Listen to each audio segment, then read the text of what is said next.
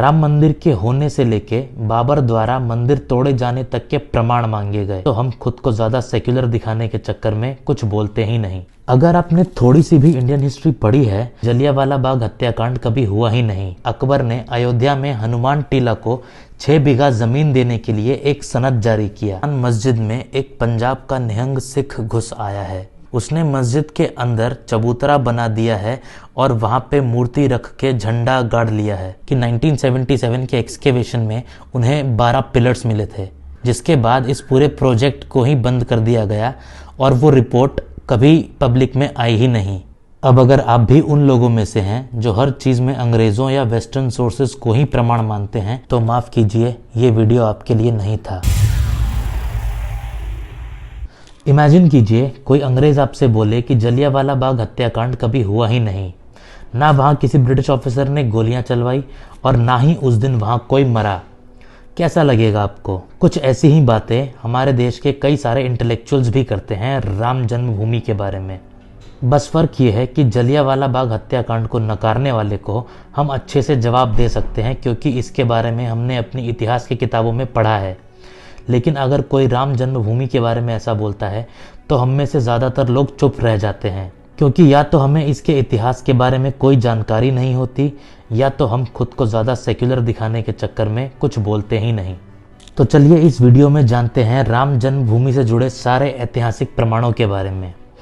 और आगे बढ़ने से पहले एक रिक्वेस्ट, अगर आपको ये वीडियो पसंद आए और ऐसा लगे कि मैं आपकी नॉलेज में कोई वैल्यू ऐड कर पाया हूँ, तो प्लीज़ इस चैनल को सब्सक्राइब करके वीडियो को लाइक ज़रूर करें। अगर हम आज़ाद भारत में चले राम जन्मभूमि केस को देखें तो हमें ये देखने को मिलता है कि राम मंदिर के अस्तित्व पे ही प्रश्न चिन्ह उठाए गए। राम मंदिर के होने से लेके बाबर द्वारा मंदिर तोड़े जाने तक के प्रमाण मांगे गए, और यही सबसे बड़ी विडंबना है, क्योंकि हम आज़ादी के पहले के दस्तावेज़ों को देखें तो ना ही अंग्रेज़, ना ही मुग़ल रूलर्स और ना ही आम जनता को कोई कन्फ्यूजन था कि वहाँ एक राम मंदिर था और उसको तोड़ के बाबर ने मस्जिद बनवाया। राम मंदिर तोड़ने का पूरा प्रसंग 16th सेंचुरी का है, जिस वक्त भारत में मुग़ल रूल स्टार्ट हो चुका था। तो आइए जानते हैं कि उस वक्त के ऑफिशियल मुग़ल रिकॉर्ड्स और अन्य मुस्लिम राइटर्स क्या कहते थे इस बारे में।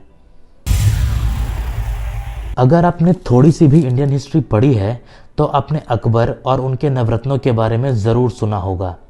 इन नवरत्नों में से एक था अबुल फजल, जो कि अकबर का कोर्ट हिस्टोरियन था और जिसने अकबरनामा और एनी अकबरी जैसे इंपॉर्टेंट किताबें लिखी। अबुल फजल एनी अकबरी में अयोध्या का जिक्र करते हुए लिखते हैं कि अयोध्या को पवित्र भूमि माना जाता था और चैत्र मास के शुक्ल पक्ष के 9वें दिन यहाँ बहुत बड़ा उत्सव होता है। इसी दिन हम आज भी रामनवमी मनाते हैं। विडंबना ये है कि जिन हिस्टोरियंस ने एनी अकबरी पढ़ के पूरी इंडियन हिस्ट्री लिख दी, उन्हें बस ये एक लाइन नहीं दिखा। खैर, जब बात ऑफिशियल डॉक्यूमेंट्स की हो रही है तो मैं आपको ये दिखाना चाहता हूँ। ये है गेजेट ऑफ इंडिया। आज के टाइम पे जब गवर्नमेंट ऑफ इंडिया को कोई नया कानून नोटिफाई करना होता है तो इसका इस्तेमाल किया जाता है। इस पिक्चर से हमें ये पता चलता है कि हमारे देश का नाम इंडिया है और ये गेजेट किस जगह से जारी किया जा रहा है, इस केस में नई दिल्ली। उसी तरह मुगल काल में जो इस तरह के फरमान जारी होते थे उन्हें सनद कहते थे। अब जुलाई 1723 में अकबर ने अयोध्या में हनुमान टीला को 6 बीघा जमीन देने के लिए एक सनद जारी किया। इस सनद के राइटर ने लिखा कि वो ये सनद जन्म स्थान से लिख रहा है। किसका जन्म स्थान, बाबर का या अकबर का? इसी तरह 30 नवंबर 1858 को बाबरी मस्जिद के मुतवल्ली यानी ट्रस्टी ने ब्रिटिश अथॉरिटीज़ को एक लेटर लिखते हुए कहा कि हमारे जन्म स्थान मस्जिद में एक पंजाब का निहंग सिख घुस आया है। उसने मस्जिद के अंदर चबूतरा बना दिया है और वहाँ पे मूर्ति रख के झंडा गाड़ लिया है। उसने जन्म स्थान मस्जिद के दीवारों पे राम राम लिख दिया है। आप देख सकते हैं कि किस तरह मुस्लिम सोर्सेज भी उस जगह को जन्म स्थान बोल के पुकारते थे। एक और लिखित एविडेंस हमें एक अरबिक राइटर मौलाना हकीम सईद के जन्ना अल मशरिक में मिलता है। पवित्र शहर अयोध्या में बाबर ने एक मस्जिद बनवाया। ऐसा माना जाता है कि यहाँ रामचंद्र का जन्म हुआ था। राम और सीता के इस मंदिर को बाबर ने विध्वंस किया और फिर उन्हीं पत्थरों से वहाँ मस्जिद बनवाई। और ऐसे ही अनेक लिटरेरी एविडेंसेस हैं मुस्लिम राइटर्स के। इसी तरह अगर हम नेटिव सोर्सेज की बात करें तो धार्मिक ग्रंथों के साथ साथ कई सारे ऐतिहासिक दस्तावेज भी अयोध्या में राम मंदिर के होने का प्रमाण देते हैं। तमिल में राम अवतारम, कन्नड़ा में पंपी रामायण, तेलुगु में श्री रंगनाथ रामायण, अवधी में रामचरितमानस, मलयालम का अध्यात्म रामायण किलिपट्टू, अहोमी में सप्तकांड रामायण, बंगाली में कृतिवस्सी रामायण, कोंकणी में रामायणु, कश्मीरी में राम अवतारम, मराठी का भावार्थ रामायण, मैथिली का मिथिला भाषा रामायण, ओडिया में दंडी रामायण और संस्कृत में वाल्मीकि रामायण के साथ साथ उर्दू का पोथी रामायण, सभी में भगवान राम के जन्म स्थान अयोध्या या अवध का वर्णन है। यहाँ तक कि बौद्ध धर्म के दशरथ जातक और जैन धर्म के पौमचर्यम में भी श्री राम के जन्म स्थान अयोध्या का वर्णन है। इसके अलावा हमें कई नॉन रिलीजियस हिस्टोरिकल टेक्स्ट भी मिलते हैं, जैसे कि 14वीं शताब्दी का जीन प्रभु सूरी कृत तीर्थकल्प और 12वीं शताब्दी के दक्षिण भारत लेखक श्रीधर के लेखों में भी अयोध्या को श्री राम और माता सीता से जोड़कर दिखाया गया है। अब अगर आप भी उन लोगों में से हैं जो हर चीज़ में अंग्रेज़ों या वेस्टर्न सोर्सेज को ही प्रमाण मानते हैं, तो अगला प्रूफ आपके लिए है।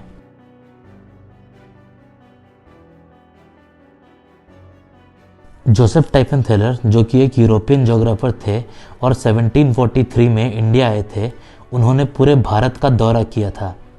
टाइफन थेलर पहले यूरोपियन थे जिन्होंने ये बताया था कि राम मंदिर को किसी मुगल रूलर ने तोड़वाया था।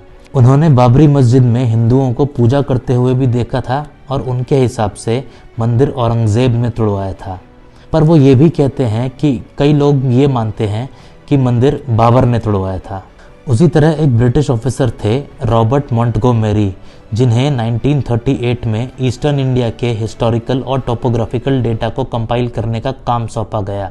वो बताते हैं कि राजा विक्रमादित्य ने राम, सीता, लक्ष्मण और हनुमान के लिए 360 मंदिर बनवाए। आगे वो लिखते हैं कि राम मंदिर या तो औरंगजेब या फिर बाबर ने तोड़वाया, और जिस कट्टर व्यक्ति ने ये मंदिर तोड़वाया उसने मंदिर के ही पिलर्स पे मस्जिद का गुंबद बनवाया, अपनी खुद की ईगो को सेटिस्फाई करने के लिए। अब कई लोग इन सारे सबूतों को नहीं मानते। वो कहते हैं कि अंग्रेज़ों ने जानबूझकर इस तरह के कंक्लूजन्स निकाले अपनी डिवाइड एंड रूल पॉलिसी के तहत। और बात सही भी है। इतिहास को किस तरीके से डिस्टॉर्ट किया जाता है वो तो हम वामपंथी इतिहासकारों के एग्जाम्पल से जानते ही हैं। तो सत्य क्या है ये जानने के लिए सहारा लिया गया विज्ञान का। 1862 में अलेक्जेंडर कनिंघम, जो कि आर्कियोलॉजिकल सर्वे ऑफ इंडिया के पहले डायरेक्टर जनरल थे, उन्होंने पूरे अयोध्या का ज़मीन के ऊपर से एक सर्वे किया, पर उन्हें कुछ खास नहीं मिला। 1977 में पहली बार जन्मभूमि का एक्सकेवेशन किया जाता है ASI डायरेक्टर जनरल BB लाल के द्वारा, लेकिन इस एक्सकेवेशन का फाइनल रिपोर्ट नहीं जारी किया जाता। फिर 2003 में प्रोफेसर BB लाल इलाहाबाद हाई कोर्ट के सामने बोलते हैं कि 1977 के एक्सकेवेशन में उन्हें 12 पिलर्स मिले थे, जिन पे ना सिर्फ हिंदू चिन्ह थे बल्कि कई सारे हिंदू देवी देवताओं के इमेजेस भी थे। उन्होंने बताया कि ASI ने 1989 में सरकार को एक प्रिलिमिनरी रिपोर्ट पेश की थी, जिसके बाद इस पूरे प्रोजेक्ट को ही बंद कर दिया गया और वो रिपोर्ट कभी पब्लिक में आई ही नहीं। फिर 2003 में इलाहाबाद हाई कोर्ट के आदेश पे ASI राम जन्मभूमि का एक्सकेवेशन एक बार फिर करती है और इस बार बाबरी मस्जिद के नीचे उन्हें कई सारे प्राचीन दीवार, बहुत सी टेराकोटा की मूर्तियाँ, बहुत से पॉटरी और कई सारे गुप्ता पीरियड के कॉइन्स भी मिले। ये सब मिलके अहम सबूत का हिस्सा बने 2019 वर्डिक्ट में। अगर इतने सारे सबूतों के बाद भी आप ये नहीं मानते कि बाबरी मस्जिद के नीचे कोई राम मंदिर था, तो माफ़ कीजिए, ये वीडियो आपके लिए नहीं था। और अगर आप ये जानना चाहते हैं कि कौन थे वो लोग जिनकी वजह से इस विवाद को सेटल होने में इतना ज़्यादा समय लग गया, तो मेरी अगली वीडियो ज़रूर देखें। जय हिंद, जय श्री राम।